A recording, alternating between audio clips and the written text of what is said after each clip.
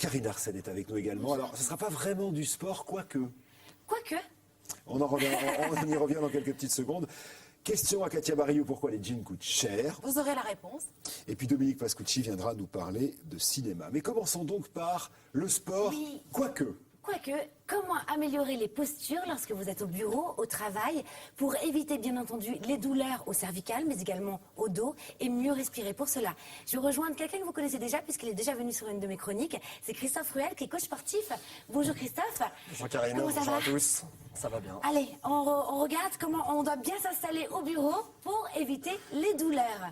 Alors, on y va. Bon, on adopte souvent ce que l'on appelle des attitudes négatives, des habitudes contraires un petit peu, qui ne sont pas très ergonomiques. Donc ce que je vous propose, c'est surtout de savoir d'abord régler un petit peu son ordinateur. Donc la première des choses, c'est de positionner peut-être le clavier à proximité, ni trop près, ni trop loin, avoir assez de confort au niveau de la posture. Ensuite, l'écran, qui soit tant que possible à hauteur de visage, de façon à ce qu'on ne joue pas au niveau des cervicales, qu'on ne relâche pas. Ça, c'est la première chose au niveau du réglage de l'ordinateur du bureau. Très bien. Deuxième possibilité, la position, l'assise.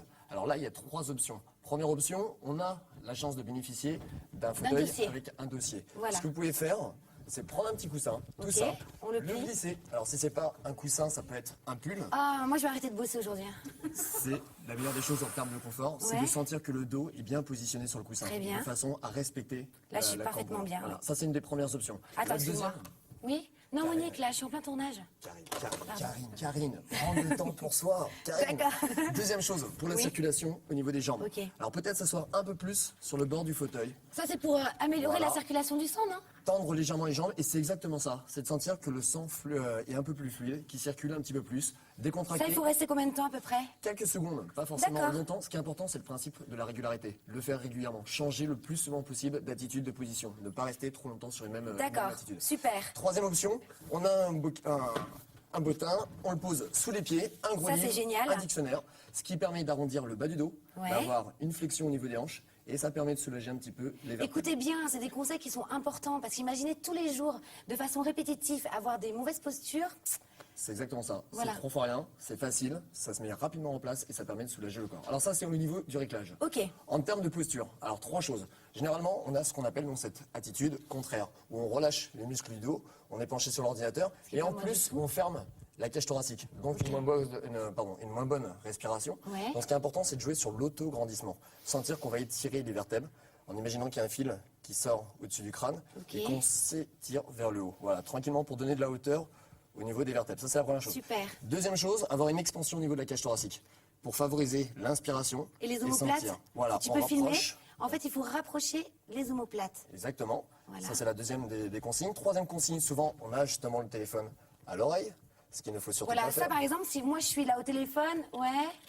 Voilà, alors Ouais. ça, c'est très mauvais parce qu'on ne respecte pas l'alignement des Alors cervicales. comment faire? Parce que des fois j'ai quelqu'un au téléphone et en même temps je suis obligée d'écrire. Alors première chose, histoire de bien respecter justement Ouais. le squelette, l'alignement, c'est de garder peut-être la tête le plus possible à la verticale, bien dans Ok. l'axe, la main qui tient le combiné. Donc vaut mieux à la limite avoir qu'une main sur le clavier. Exactement, et donc tenir le combiné de la main. Ah, ok, Voilà. super. De façon à bien sentir la colonne vertébrale. Écoutez bien, Et ça c'est un ensuite, super conseil. Voilà, se concentrer vraiment sur chaque position.